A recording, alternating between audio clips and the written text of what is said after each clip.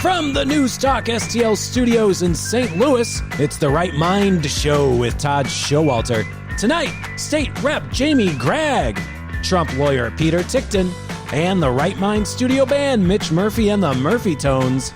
Now, putting the fun in your dysfunctional world, here's your host, Todd Showalter. I'm just going to keep talking about what I talked about when I first walked in the building, and I took your knees out and I knocked you down because I just had to get this out of my system because I have been scooped. I have been scooped, my friend. My cartoons and everything, I'm very, very particular about. I like, being very original.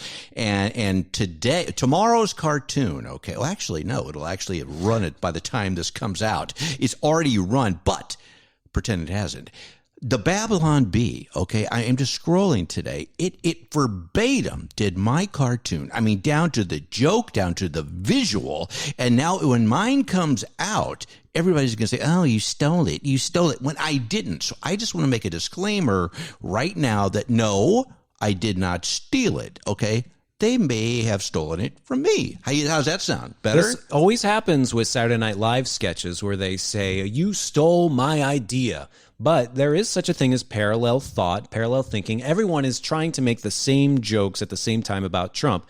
And I admit that your joke was really good. Okay. Do we say it right now, what it is? Well, if you want to. I mean, is it okay? It had to do with it was a Thanksgiving type of thing where Trump, he's holding an axe, okay, an axe, sharp, and blood is falling off of it. And there's a turkey that's been beheaded, I should say, and there's blood all over the place, and this woman is screaming in horror, and she said, I thought the turkey was pardoned, and Trump is saying, no, none of the pardons count under Joe Biden's auto pen. So it's making from the auto pen pardons, okay? And do you get it? I get it, and I think it's really good, and I bet when you thought of it, you were so proud of yourself. I was. And the problem with Babylon Bee is that they use AI to generate images as well, and you draw cartoons by hand. Right. Everyone should assume that your idea came first, obviously, because it took longer to draw than some AI Babylon Bee image. And you know what? I think I said it out loud. I said, look at this cartoon. And that was a couple of days before I did it. And I think they did steal it. I think they are spying on me. Do you think they're listening to me all the time? I think Babylon Bee does have some sort of Google ChatGPT subscription that will suck up other comedians' jokes and send them to them on a ticker tape. Wow. Okay, so I don't have to feel guilty about this anymore. The last time I was scooped, it was at Baskin-Robbins, and it was a good thing. Oh, I bet it was. Guess what we had? We had like a Baskin-Robbins turkey. Get this, they make a turkey out of ice cream. But here's the thing. The only thing that's different between this and an actual turkey or ice cream is it costs about 18 billion times more. Okay, so rather than just get a turkey and get some ice cream, this is a turkey made out of ice. This was not my idea. You can tell that. They put it together, and then they charge you like $5 billion for it. And that's what we had at Thanksgiving. And you know what I said? I said, I don't want to eat this. This costs like $5 billion. Let's save it for next year. It'll melt by then. I was joking. Did you have a good Thanksgiving? Ice cream cake always seems like a good idea until you realize there's no such thing as leftovers. Yeah, because the problem with cake, every old person that goes to a wedding says, oh, this is rich, which is like a negative term in old people language. And then you have your one slice of cake, and then you pack it up, and then you can have it for the next few weeks whenever you feel the cravings come on. Ice cream cake, it is dead that night. Yeah, there's nothing you can do about it. It's over. You refreeze it, it becomes a brick. You don't even want it. It's like Frosty the Snowman when he melted. I mean, he's not even around anymore. He just melts. You know, I was saying earlier about how I'm really proud to have ADD because now, back in the day, still is. It's like a benefit. Okay. I call it ADB as in boy because it's attention deficit benefit, okay, not disorder. But now, oh no, we got to give them medicine for this. No, you don't. So, so it's a benefit. So you recently just said to me, you're so excited because you think maybe you have autism. Isn't that great? Because apparently, I think that's probably a benefit too. All these things that people say, well, that's not good. We had to medicate you for that to keep the pharmaceutical companies in business are actually good things that we should just enjoy.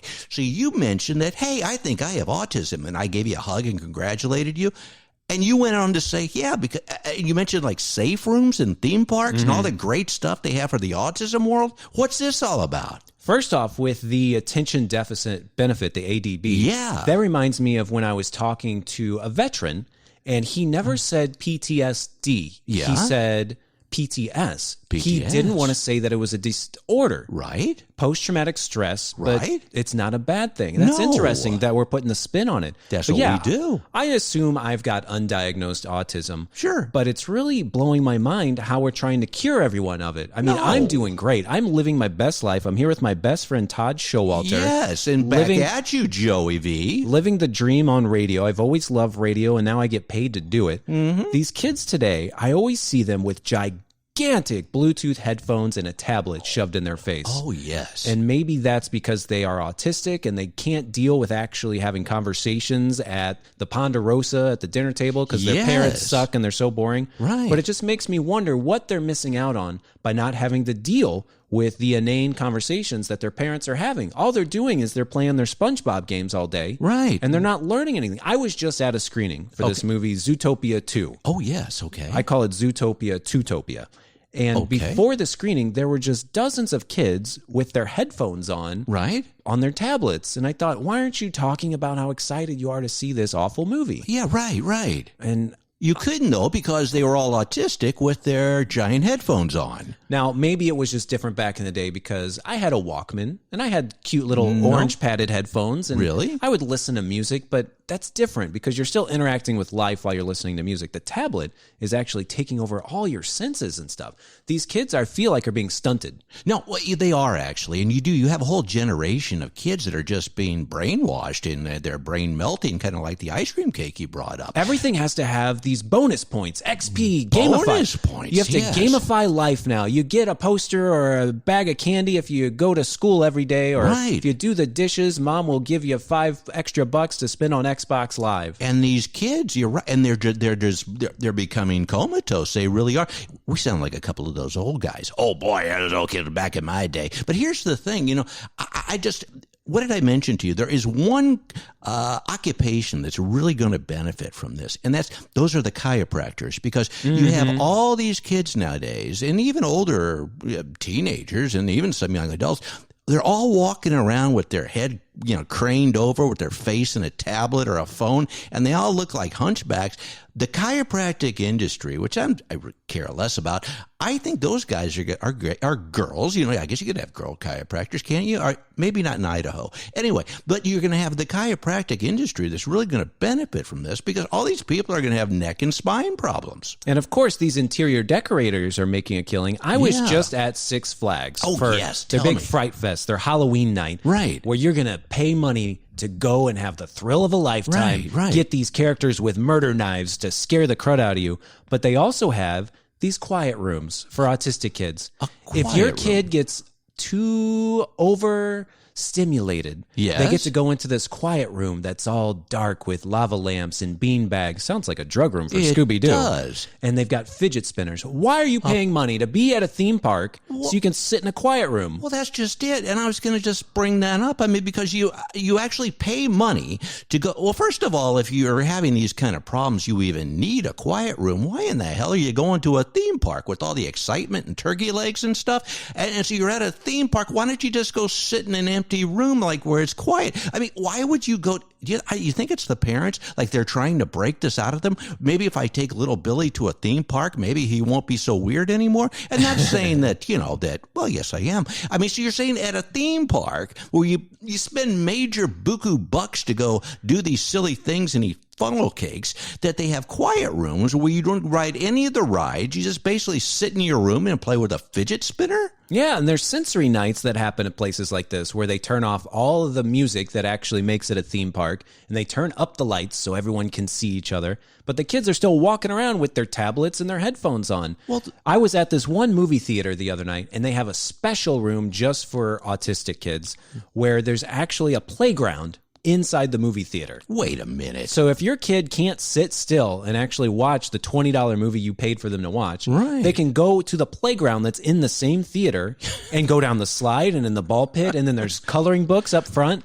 Like, why are you making them multitask? I think you're making them more stupid by shoving 10 different activities in front of them at once. Here's the problem. Okay. It did seem like a pretty fun thing, though. Did you do it? I would have done it. I asked my Erica, like, you want to go in the slide room real quick after we got out of our screening? Oh, that's hot. Did you actually do it? And she was too scared. Oh, okay. Well, maybe next time. Yeah. Anyway, but it's crazy. But you have these.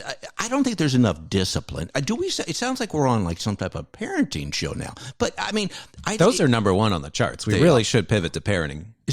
Can we talk about like kittens too? Because I think kittens would really boost our algorithm. Don't you think? Would that help? Let's not. Okay. Welcome to Parenting with Todd and Joey. Hey, I want to tell you. Getting Beat your kids more. Get that belt out, the one with the buckle, won't you? Because that'll make them remember. If you got a kid that's not paying attention with his face into a screen, well, when you crack that screen with your belt buckle and then him in the head, he'll remember not to do it next time. Yeah. Thanks. Enjoy this next time, won't you? You said, what was it, your grandpa would beat people with his ring on? Yeah. Well, you get the old crack. Well, no, it's like you would get the crack. It was like a class ring type thing. Yeah. and if you did, if you did something wrong, I was like, that was my knuckle. Right there at Ponderosa. Right there. It's like, slap you. Well, you'd be sitting there reading like Mad Magazine or a comic book or something, crack right there in the head. And you paid attention. Kids don't pay attention anymore. And you, as an animator, have to appreciate this. They're not putting out good movies for kids. No, they're not. This Moana 2, I gave it 1 star out of 5. It's awful. It made $1 billion. Mm-hmm. I just saw Zootopia 2. It is just as bad. It's literally about patent law and ethnic cleansing. Yeah, and it's super violent. Right. And the kids were getting so bored and they were up in their seats. And it just makes me think, make a good kids movie. But they keep putting out trash because it makes $1 billion. This Christmas, it's going to be Zootopia 2 and SpongeBob 7. And that's all the kids will have to watch. It's terrible. What I do when I'm babysitting and one of these punk kids that I'm related to, like a niece or a nephew, they say, can I watch Paw Patrol at your house? I say, I don't have that at my house. Yeah. Okay. Then what did they do? And they're like, no, we have it at our... Yeah, Paw Patrol didn't get sent to my house. We're actually going to watch some Miyazaki films. Or we're going to watch Shere Khan as soon as that's done, finished being animated. When Shere Khan is finally done, the kids will be probably ready for retirement. Because I think... your animated movie that you're working on right now with your dad and the AI apps. Well, that's just it. My dad has changed. My dad is the new future of animation. I told you, because we're trying to raise all these funds to do everything the traditional cell way with animation. I wanted to have that Disney look and everything. And my dad, with his deep fakes, he goes like on his little app and like he'll take everything and it'll just animate it. He's brought my grandparents back from the dead. He's got all these pictures and stuff that he's animated and brought back to life. So that may be. What do you think about that? Maybe that'll be the next huge entertainment. Maybe someday you'll be going to a movie theater, and while all the other kids are in the safe room, you'll be watching one of my dad's flicks, a ripoff of The Godfather that he did on his app. And he's making them in real time. He is. He is like Fast and the Furious. You know how Paul Walker died? Well, that's exactly like your dad. He is making movies a quarter mile at a time. He is. They have a limit of 15 seconds, basically. Yeah. So 15 seconds at a time, he's just churning them out. Like, all right, what's the next scene about? Yeah, and this has to be a 90-minute movie, Todd? Can it just be like a minute? No, it's just it. Because nobody has an attention span anymore. So I think he's really getting on. I mean, he knows the trend, and so he's getting on this thing. And I got to tell you, it's got so weird that he had to get his driver's license renewed last week, okay? They took his picture, and he goes, stop, I'm going to animate that. And you can't, he's not... It makes me think that, like I said, he could be animating a movie in real time. He could be in the projection booth, seeing how the kids are reacting with their autism. And like, oh, they're getting bored. All right, we got to put a nudie lady in the next scene real quick. That's it. Bam, 15 seconds of just nudity. Meanwhile, I'm back there, back in the safe Lola room. Bunny from Space Jam, that changed my life. And then Who Framed Roger Rabbit? Oh, yeah, they did use Jessica Rabbit. Well, that's to what some of these cartoon characters. Now I want to ask you, because I was asked this before myself. Like, some people like they think these characters are hot, okay? And I'm like, so hot, so furry. I'm like, you talk about like a Family Guy. Now, apparently, his wife is a MILF, even though she's a MILF is, you know what that stands for. Okay, apparently the family, and I don't really watch it. Even people say like, well, it looks like those characters are from Family Guy. Well, I don't know. I didn't watch it. Lois Griffin from Family Guy is a MILF, yep. Right, and I'm thinking, do people really get excited about cartoon characters? I mean, because, I remember back in the day when,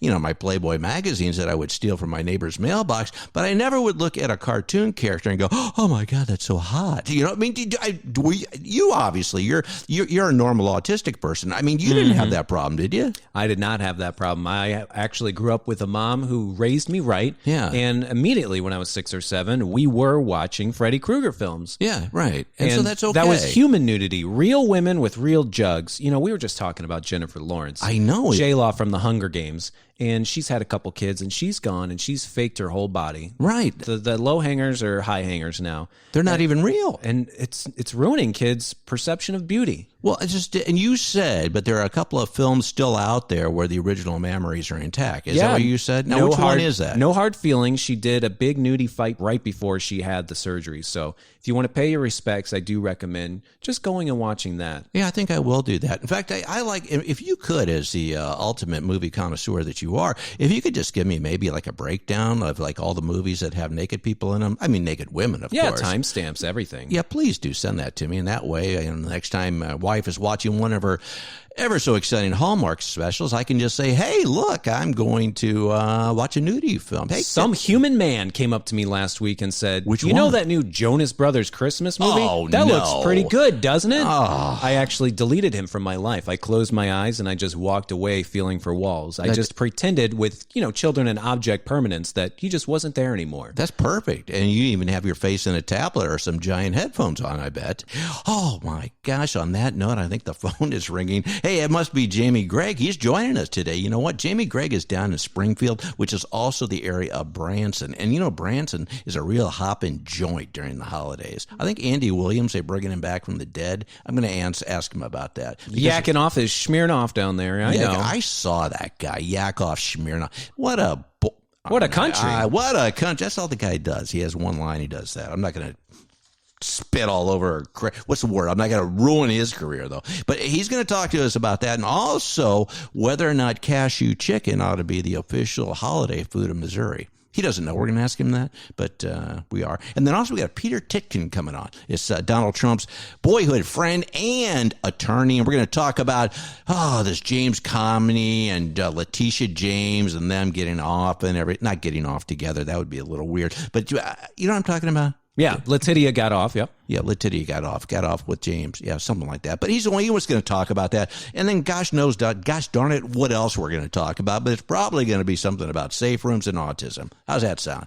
Yeah, of course. And if it's okay to steal jokes. Because he's a lawyer. Peter Ticktin can help us sue Seth Dillon and Babylon Bee. I'm asking that first off the bat. We're not going to talk about anything in the news. We're going to talk about why the Babylon Bee is allowed to plagiarize me. How's that sound? Okay, we'll do that and more when we come back. In the meantime, I am Todd Showalter along with my bestest buddy, Joey D. This is The Right Mind Show. We'll be right back. Coming up next on The Right Mind Show with Todd Showalter, from District 140, State Rep Jamie Gragg.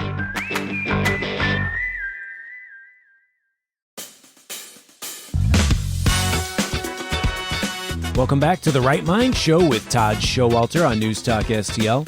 And now a man who defied his proctologist's orders and rode the fire in the hole roller coaster 10 times in a row at Silver Dollar City, Todd Showalter. Tower's gonna blow, fire in the hole. On the line now, for those that don't already know, because they should, is Representative Jamie Gragg. Not only is he a representative, he's probably one of the best friends of the Right Mind Show. So there, we got it out of the way in case people just didn't recognize you right away. You guys just butter me up. Well, you butter us down, we butter you up. We're just a buttery group, aren't we? We're buttered on both sides, aren't we? There you go. Well, being down, because you talked about, Joey was just saying, and he invited me now, as a matter of fact. I mean, so we may all be in Jefferson City on the 2nd of January. 7th. Oh, it's the 7th. Yeah, opening session. Oh, there you go. I'm going to get there early just in case I need to find a place to park. But, I mean, what do you think of that, Jamie? Do you think could they handle that if Joey and I were to see you on the opening day? That would be phenomenal. Okay. So, phenomenal. We're going to be broadcasting live. Come up to the office. We'll hang out. We'll party. There you go. Well, that's just it. That could be like the whole theme of the first day of the legislation. What can we look forward to? I mean, you got some big things that you're going to be trying to get through this session? Actually, I was at the Capitol yesterday. Had a sit down with the governor's office. Well, unfortunately, the governor, he wasn't there yesterday. chit-chatted with his office because I've got a few things that I wanted to make sure that they knew that I was filing, because it's stuff that I know they're going to love. And my father bill that I filed last year, it did so well last year, but we had other big things in the legislature that were necessary. The IP and the abortion issue. Yeah. Those were paramount. Because those were the things that needed to get through, the Senate shut down after those. So unfortunately, mine was right behind those. So yeah, they didn't get through. Wanted to make sure I sat down with the governor's office and said, "Hey, this is coming through. Can we get this first and foremost? Are you guys behind it?" They were like, "We love it. Yes, we're behind this." So you're ready to go. Well, talk about really quick this abortion issue, because I got to tell you, I mean, what is? Tell a little bit about what you got going with that. Okay, so that it's the new Amendment 3. Mm-hmm. Right. And this is actually it's turning into kind of a critter. It really is. I sat on the Children and Family Committee that this came through. I was also a part of the work group that kind of was there to kind of discuss it and kind of look at the options and where this thing was kind of discussed prior to it put together. And so I kind of all saw the whole inception and all the ideas. I saw the polling. I saw the as it all came in, the things that the state of Missouri did not like. And I say the state of Missouri, from Kansas City to St. Louis, from Moberly to Branson, from the Boot Heel to for all corners. The thing that made our abortion, our state fall originally was the rape and incest. That was it. So we went from the abortion-free state to North Korea because of 0.5% of all abortions. Yeah, yeah. And now all abortions are legal. So Amendment 3, the new Amendment 3, right, is to allow those variances to see if we can. Unfortunately, we would all love to save all the babies. We would. Yeah, right. Unfortunately, there are people that just won't vote for that. So with those variances, now we've got the abolitionists coming out of the woodwork that are like, if we can't save them all, vote no on this. So it's turning into a critter now, and so. It's, I got an idea. Here's the thing, and I mean this in all sincerity. I'm thrilled. I'm actually going to be a grandfather. Can you believe that? I mean, congratulations. And I'm only 22. And the thing is, it's a long story, but no, I'm not. We're getting to enjoy these ultrasounds now all the time of my granddaughter that's on the way. I truly believe that anyway, and we're talking it early. We started watching these. She's further along now, but we were able to start watching these things like at 6 weeks and stuff like that. I believe, and I don't know how you would do it, but anybody that is going to get an abortion ought to watch one of these ultrasounds of their own child and then actually see the human body, even though it's still developing, moving around and, arms and things like that, and say, look, if you really still want to kill your child after seeing it's a living human being, then, then you're a murderer, but, I guess the law, you're allowed to do it here. I mean, do you think that would work? Because I just don't see how anyone, when they actually see this human body actually moving alive, how that's not murder. I just don't see it. And in my body, my choice. No, it's not. It's this baby's choice. I mean, how could people not agree with that? I completely agree. In fact, I had a bill last year that I introduced. Was it HB 919? I think it was. It was that if you wanted to have an abortion, you had to listen to the heartbeat and have an ultrasound first. Okay, there you go. You had to.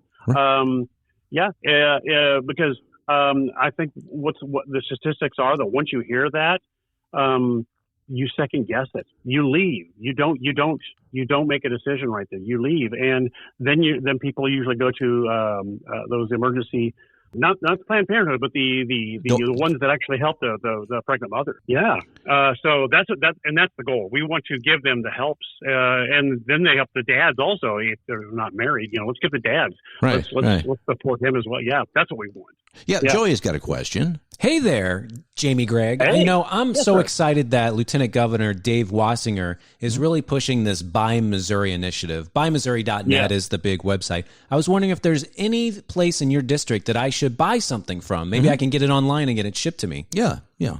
We've got lots of stuff down here. We got crafters galore down here. In fact, again, Silver Dollar City, every year in the fall, we have crafters galore. We've got everything from homemade pottery. We've got metal workers. We got glass blowers. We've got leather workers. We've got any kind of craft that you could possibly think of.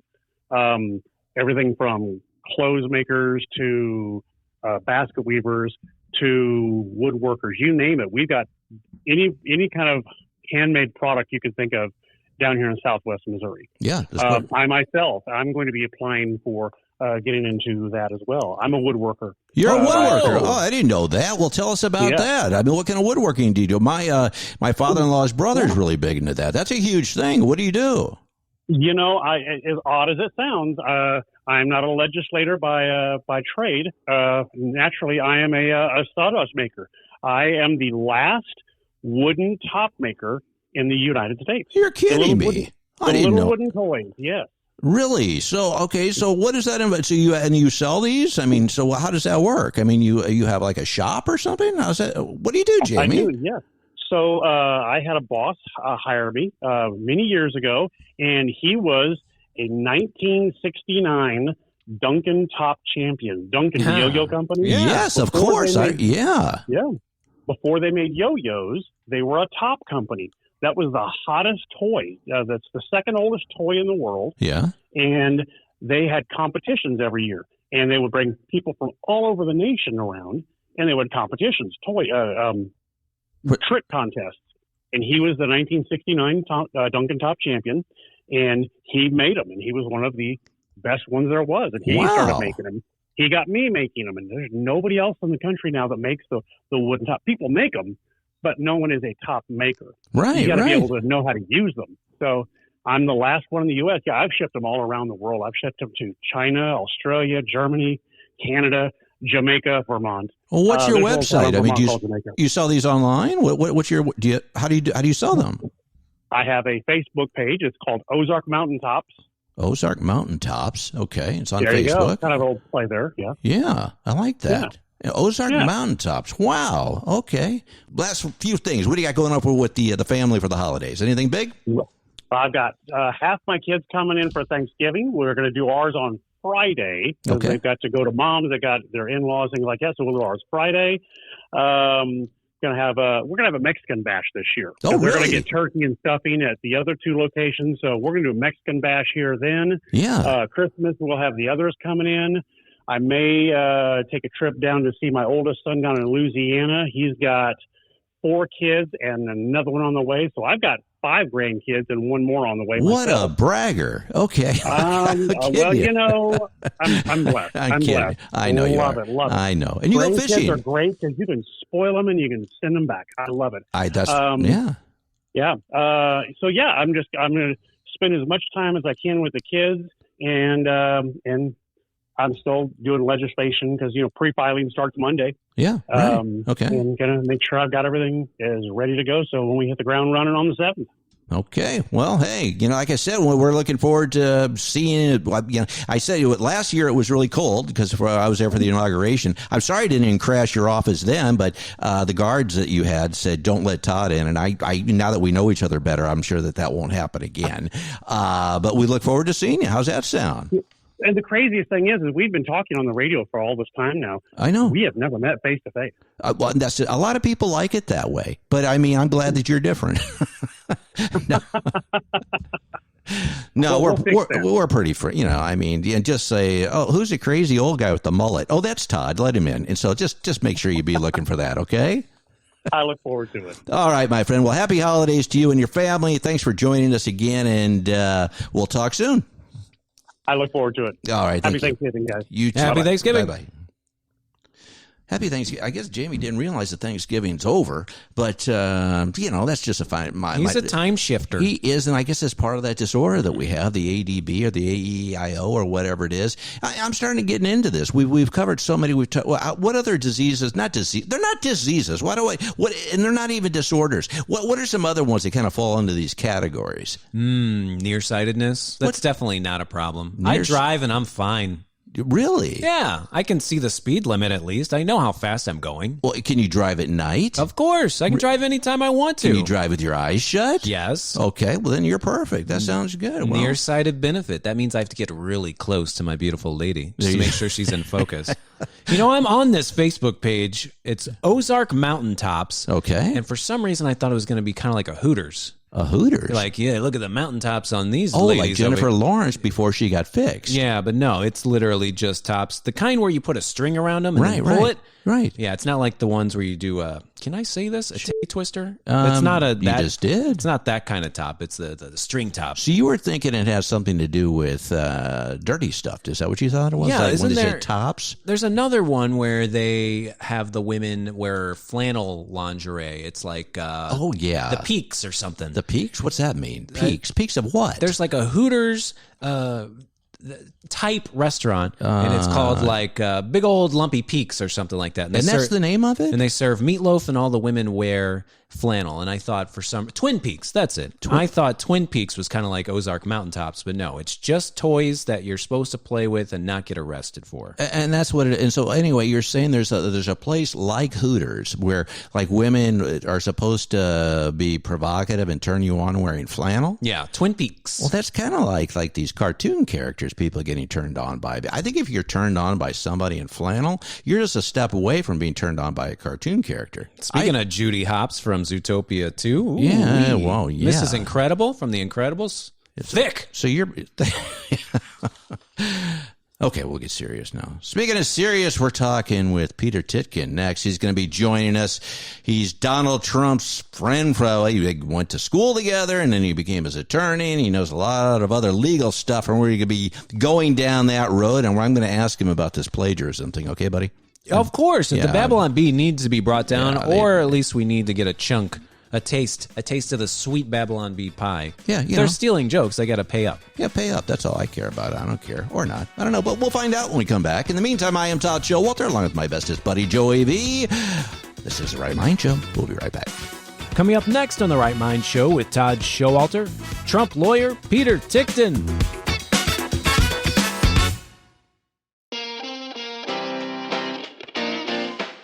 Welcome back to The Right Mind Show with Todd Showalter on News Talk STL. And now a man who was kicked out of the courtroom after bragging about his verdict, Todd Showalter. And we're back. I'm Todd Showalter, along with my bestest buddy, Joey V. And on the line now is a frequent guest who we always enjoy having on, Peter Ticktin. How are you, my friend? I'm hunky-dory. Well, that's good. Are you all ready for the holidays? We've got Thanksgiving. By the time this airs, Thanksgiving will be over, but we got the big holiday season ahead. Are you a big holiday guy, just, to start casually? Well, yeah, for Thanksgiving and Christmas I am. There you go. Yeah, I'm pretty much then. And then it gets depressing in January. Well, moving straight ahead into the good stuff here. I want to ask you about a couple of things. But first off, this whole thing with Letitia James and also Comey, I mean, that getting thrown out. Can you explain that a little bit? Because apparently they're not out of the woods. I mean, but how does this whole thing work? And what's your thought on all these lower judges that are just throwing President Trump stuff out the door? I mean, it just doesn't seem right. That's because it isn't right. It's wrong. Right. This judge decided that even though this person was appointed in September and the 120 days did not pass, the judge decided that this person was not authorized to have brought the charges. This will get reversed. Right. And I think it's already, they started the appeals process. So something like this, if you were to look ahead, what can we expect? I mean, they're going to file an appeal, which they already did. So is it going to be now tried by another court? How does that work? Okay. So what happens is it goes up to the Court of Appeals that, is in that area. Okay. So you've got your district courts it depends on the state how many districts will be in each state. Right.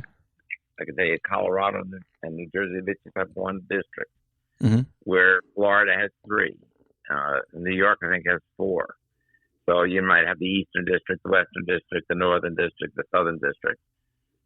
And, it basically divides it up among the population. Mm-hmm.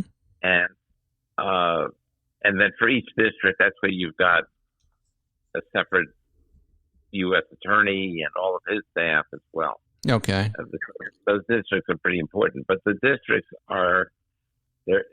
You can have many districts in a circuit, and so district court judges, they sit where they sit. Circuit court judges go around on a circuit for whatever that information is worth. But the point is, it's a higher court, and you'll have a panel normally of 3 judges that will sit to determine most of the cases. Sometimes, because of public importance and so on, you might be able to commit the court to sit en banc, which means all the members of the court sit there. Okay. And all of them, study the case. Okay. Well, one thing is I didn't understand, or I looked into it later on. But for those who don't understand, I mean, if I'm a federal judge and I just don't want to go along with something, I mean, can I just say I don't like something Donald Trump did on anything? Can I just say no? I find that unconstitutional. You can't do it. I mean, do the judges really have that much power? I mean, the ones on the lower level. Yes and no. There's some where a case could be made for the fact that they are conspiring to. Or aiding and abetting, or however you want to put it, the insurrection which is occurring. Mm-hmm. Okay, so I mean, if you're talking to me, you're going to get it from me what's going on. Yeah, and that's why I look forward to it. Yeah. Right. Now, most people don't get to look at evidence. Most people have opinions based on what they heard somebody else say. Mm-hmm. Right. So but usually they heard somebody who did look at the evidence. Mm-hmm. And I'm one of the people that gets to look at a lot of the evidence. Right. On sure. these. Okay. And so there are, well, let's put it this way. For those who understand that our election was stolen in 2020, right, that has to bring some very serious questions to mind. Uh-huh. Okay, it wasn't stolen because there were 10,000 votes off, and somebody managed to get a whole bunch of ballots harvested and thrown into the works to change the result. Right. Yeah. Would that have been wrongful? Would that have been stealing the election? Yes, but that's not what happened here. What happened here was far more. It was a conspiracy of people, and just because people are prosecuted every day for conspiracies. Just because somebody says it's a conspiracy doesn't mean they're a conspiracy theorist, which has gotten to be a word that means full of it. Yeah. The fact of the matter is that there are conspiracies. And if the election was stolen, it wasn't stolen by one person. And a conspiracy is simply this. It's a meeting of minds of more than, 2 or more people, let's put it that way, right, who agree to do something for an illegal purpose, right, or a wrongful purpose. It doesn't even have to be, a criminal law that they're breaking. They're doing something wrong together. And they can even have different parts, and one doesn't even need to know about who else is involved. Sure. So when you think about it, you've got judges that are basically helping the people that took over the elections by covering up the elections, by prosecuting people that were involved in disclosing or unearthing the elections. So. You gotta, if you look at it and think about it and realize that this was on a massive scale and the amount of money that had to have gone into it, you begin to realize that there are other countries that are involved. Right. And that's what we talked about the last time you were on. And we were mentioning like the globalists and all these people, whether it's the Soros and whatnot. And you see how this is coming about. But one of the things, I mean, it won't go away. I mean, you even look what's now happening in New York City. I mean, this Madami. I mean, this guy was like backed, from what I understand, by Soros. So, how? I mean, is it the same type of situation where you've got these outside influences basically buying elections or buying cheating? When are people going to wise up and realize and see what's going on here? I mean, how can that even be legal? Oh, it's not. It's not nearly legal. In our country, these people could be literally hung for what they are doing. Right. What they've done to America. Because it's not just that somebody cheated in an election. It's not like you had a good guy who's a Democrat and a good guy who's a Republican, and one just happened to cheat and get in there. No, you've got foreign interests that are taking over our country. Right. Yeah. And for 4 years. Actually, more than that, because Obama also, he was the first. That was the first election where they brought in these machines and they were able to start not harvesting, but changing the vote. Mm-hmm. Yeah. But by the time, well, let's put it this way. Let's just talk about 2020. Yeah. There's no way in the world that guy has stayed in his basement.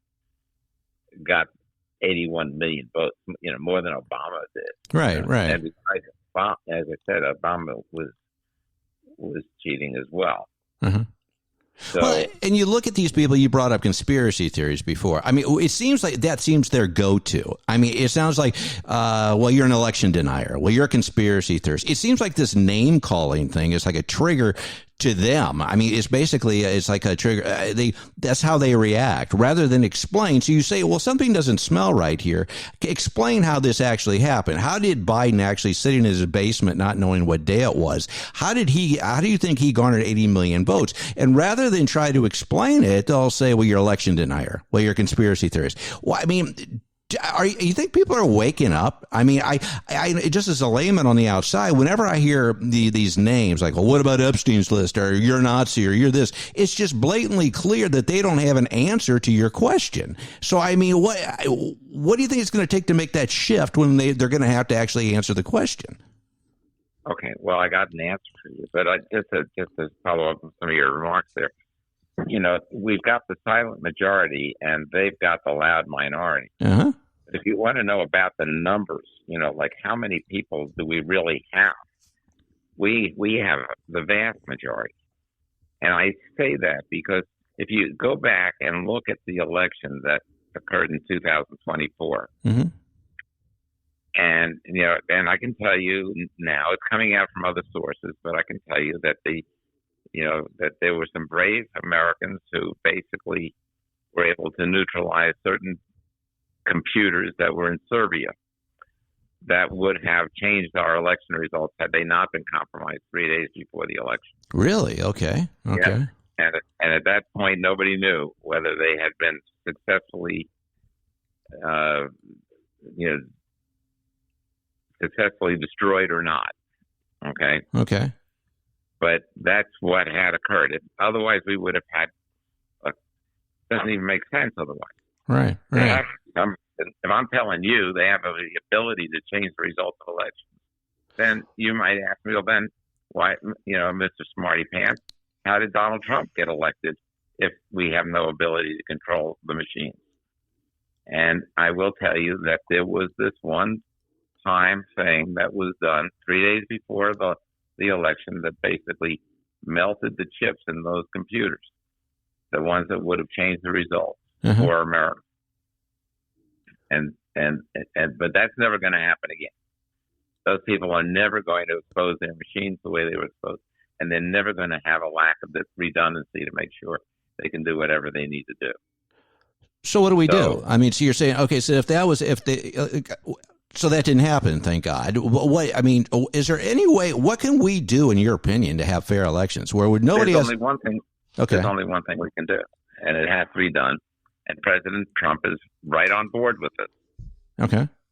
There has to be exposure to the public as to what actually is going on with these machines, which we have the evidence of now. Mm-hmm. Okay. At this point, there's no question about it. Right. Even in the case where I'm representing Stephanie Lambert, a great lawyer, an incredible lady who is fighting every day for this country. She was able to, in one case, they were able to get a hold of the machines. And she was able to get those to experts to examine them. Okay. Not only did and you ever hear about the air gap? Oh, we got air gap. In other words, nothing's plugging into the machine. Yeah. Okay. Right. They don't have internet cable plugging in. They actually do, but they don't need them because the experts that Stephanie Lambert hired opened up the machines, saw and examined the motherboard, and on the motherboard there are phone chips. Phone chips? So, yes. Okay. Yeah. All right. Just like you have in your cell phone. Right. Okay. Like SIM cards. Okay. Well, I'm not sure exactly what they look like exactly. I don't know if they're like a SIM card, but basically. But parts from a phone. Right. Okay. Yeah. I got you. And those chips were accessed on November 3rd, 2020. They were accessed on the election day. Okay. And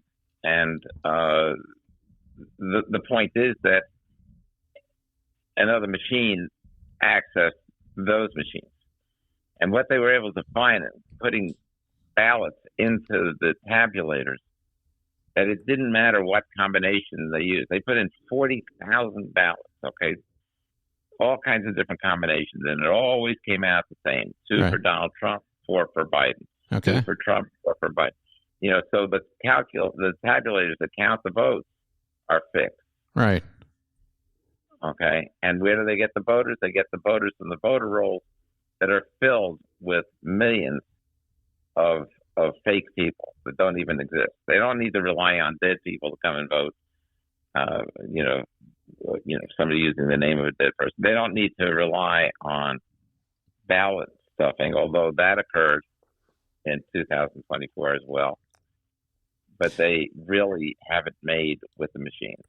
Well, Peter, we're out of time. Every time we talk, I get more and more. I have more questions I want to ask, so I can't wait till the next time you come back. But there's so much I would like to touch upon. But can we talk soon again? And Yeah, absolutely. It's always my pleasure. Oh, me too. It's always a pleasure. I enjoyed immensely. Well, in the meantime, enjoy the holiday season. Maybe we'll talk to you before the end of the year. I hope we do. But enjoy the season on the way to that. Okay. You got it. I will. And you too. Thank you very much, my friend. Bye-bye. I'm worried if we don't start pushing for this Missouri Broadcasters Award now, we're not going to get it. Oh, we're getting it. And so I need everyone to go to their favorite voting machine and just pick the Right Mind show and then send it in. Right. And Jamie Gragg, he's on the case. He's going to talk to the people at the NBA. He's taking care of that. We're all going to make sure that all of a sudden the Vic Porcelli show doesn't get 80 million votes overnight like it did before. And this time we're going to win squarely and fairly. Did you have a great time today? I had a wonderful time. I did too. I had a really good time. Well, you know what I always say, don't you? And you now say it with me. If you don't have a right mind, you don't have a mind at all. It's Until next time. Until next time. You say first. Bye-bye. Bye-bye. Thanks for tuning in to The Right Mind Show with Todd Showalter. To find out about all things Todd, go to toddsprod.com. We will see you next Saturday night at 5 p.m. right here on 101.9, 94.1 News Talk STL, and always streaming online at newstalkstl.com.